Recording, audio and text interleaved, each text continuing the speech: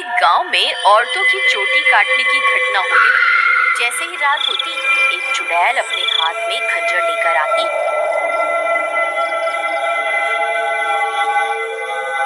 और जो भी औरत उसे सोती हुई मिलती, वह चुड़ैल उसकी चोटी काट कर वहां से चली जाती।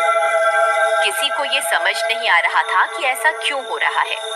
फिर अपने बालों को छुपा कर रखो, पूरे गांव में चोटी काटने की घटना बढ़ती ही जा रही है। कहीं उस चुड़ैल की नजर तुम्हारे लंबे बालों पे चली गई तो वो तुम्हारी चोटी काट कर ले जाएगी। अजी, आपको घबराने की कोई जरूरत नहीं है। किसी चुड़ैल की इतनी हिम्मत कहाँ कि वो मेरी चोटी को हाथ भी लगा सके। अच्छा, ये बात है।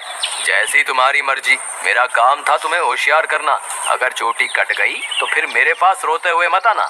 इतना बोलकर भीमा वहाँ से चला जाता है। फिर रात होने पर वह चोटी काटने वाली चुड़ैल फिर से गांव में आती है। वह अपने शिकार को इधर उधर ढूंढ रही होती है। तभी उसे एक घर की खिड़की से एक औरत सोती हुई दिखाई देती है। वह चुड़ैल उस घर में घुस जाती है और उस औरत की चोटी काट लेती है। जैसे ही औरत की चोटी कटती है, उसकी नींद खुल जाती है। चुड़ैल अंदर कैसे आ गई? हाय, मेरी चोटी कहाँ गई?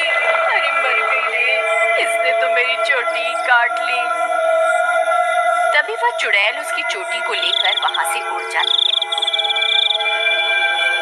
तभी वह औरत उसका पीछा करती है, लेकिन वह चुड़ैल अंधेरे में कहीं गायब हो जाती है। तभी उसका पति भी उसके पीछे पीछे वहां आ जाता है। क्या हुआ मीना, तुम अचानक इतनी रात को यहाँ क्यों भाग कर आ गई? देखिए ना, इस चुड़ैल ने मेरी चोटी ही काट दी और ना जाने अंधेरे में कहाँ गायब हो गई है। ये क्या हो गया? तुम तो ठीक हो ना? उसने तुम्हें तो कोई नुकसान नहीं पहुँचाया ना? फिर वे दोनों उदास मन से वापस अपने घर आ जाते हैं।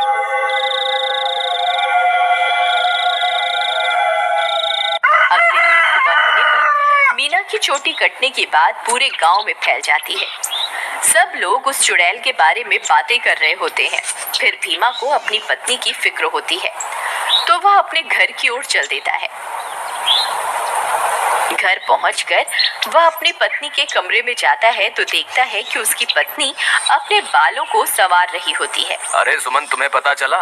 कल रात को मेरे दोस्त मोहन की पत्नी की चोटी उस चुड़ैल ने काट ली। मुझे तो तुम्हारे लिए बहुत डर लग रहा है, कहीं वो चुड़ैल यहाँ ना आ जाए।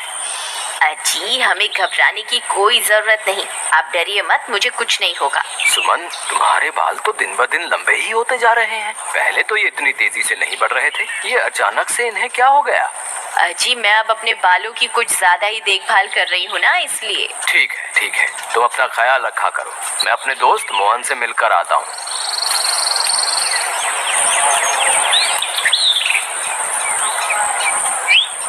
अरे भाई मोहन, तुम कैसे हो? भाभी के बारे में पता चला, सुनकर बहुत दुख हुआ। क्या बताऊं भीमा भाई, जब से मीना की चोटी कटी है उसका तो रो रो कर बुरा हाल है। और बताओ, सुषमा भाभी तो ठीक है ना? अब तुम्हें भाभी का बहुत ज्यादा ख्याल रखना होगा, कहीं चुड़ैल उन्हें अपना अगला शिकार न बना ले। तुम सही कहते हो भाई, मुझे भी बहुत फिक्र हो रही है। ठीक है, अब मैं चलता हूँ। तुम अपना और मीना का ध्यान रखना। फिर इतना बोलकर भीमा वापस अपने घर आ जाता है।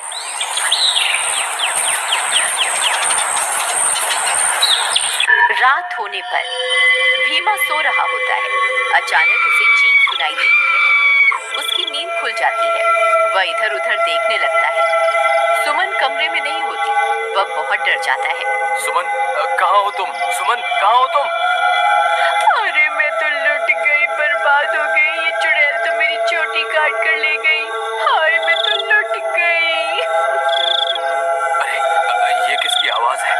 लगता है चुड़ैल ने फिर से किसी औरत पर हमला कर दिया है। मुझे बाहर जाकर देखना होगा। फिर वह भागकर बाहर जाता है और देखता है कि बाहर कुछ गांव वाले खड़े होते हैं।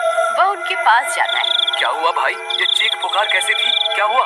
सब ठीक तो है ना? नहीं भाई, अभी अभी चुड़ैल इस बेचारी की चोटी काटकर अंधेरे में गायब हो गई। सुमन, तुम कहाँ हो? मुझे वापस घर जाना चाहिए। फिर वह वापस अपने घर की ओर दौड़ पड़ता है।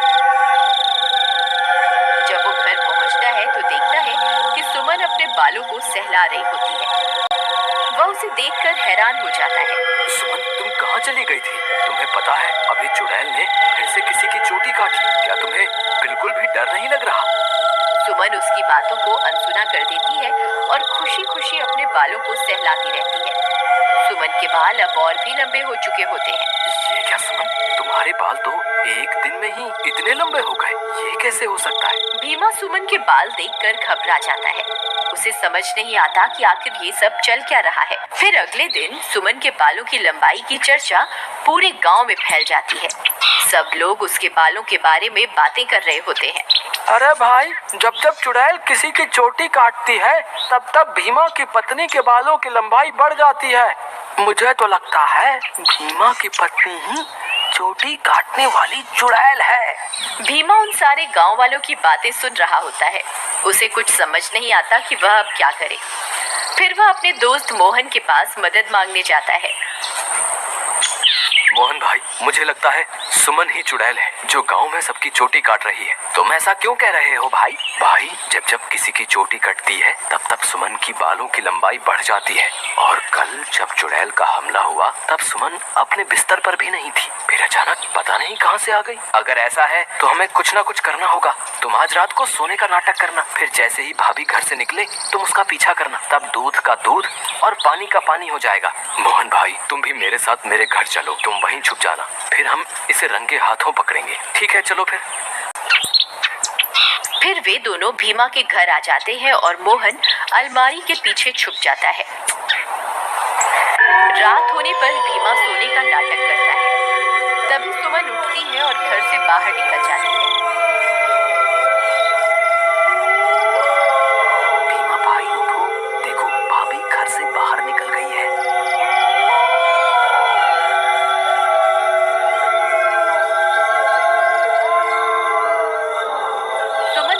जाते ही चुड़ैल में बदल जाती है और अपने शिकार की तलाश करने लगती है।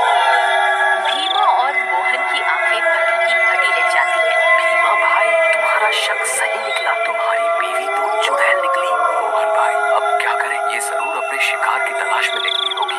अगर हमने इसे नहीं रोका तो आज ये फिर से किसी की चोटी काट लेगी। लेकिन भीमा भाई, भाभी सबकी चोटियां क्यों काट रही है? मुझे क्या पता भाई, जब तू अपनी भाभी से मिलेगा तो पूछ लियो। चलो इसका पीछा करते हैं। थोड़ी दूर उसका पीछा करने पर चुड़ैल एक जगह पर रुक जाती है। फिर वह इधर उधर अपने शिकार की तलाश करने लगती है। तभी चुड़ैल की नजर एक घर पर पड़ती है और वह उस घर में घुस जाती है। वहां उसे एक औरत सोती हुई दिखाई देती है। भाई, भाभी तो एक घर में घुस गई, आप क्या करें? अरे बेवकूफ, ये भाभी भाभी क्या लगा रखा है? इस वक्त वो तेरी भाभी नहीं है, वो एक चुड़ैल है। चलो हम भी इसके पीछे चलते हैं। अरे वाह, इसके बाल तो बहुत लंबे हैं। आज से ही अपना शिकार बनाऊंगी। तभी भीमा और मोहन वहां पहुंच जाते हैं। रुक जाओ भाभी, मैं आपको ऐसा नहीं करने दूंगा। ऐ चुड़ैल, वहीं के वहीं रुक जा, नहीं तो तुझे जान से मार देंगे। देखो सुमन, तुम ये ठीक नहीं कर रही हो, तुम्हें अभी के अभी ये सब रोकना होगा। ऐ मूर्ख इंसान, मैं कोई तेरी सुमन नहीं हूँ, मैं एक चुड़ैल हूँ। बस मुझे थोड़ी और बालों की जरूरत है, फिर मैं महाशक्तिशाली बन जाऊंगी। फिर हर तरफ सिर्फ मेरा ही राज होगा। भीमा भाई, तुम इसे बातों में उलझाओ, मैं पीछे से जाकर इसकी चोटी काट दूंगा। फिर भीमा चुड़ैल को अपनी बातों में उलझाता है। तभी मोहन चुपके से चुड़ैल के पीछे पहुंच जाता है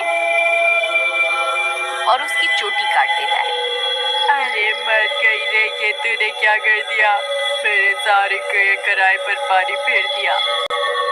चोटी कटते ही चुड़ैल की सारी शक्तियां खत्म हो जाती हैं और सुमन चुड़ैल के चंगुल से आजाद हो जाती है।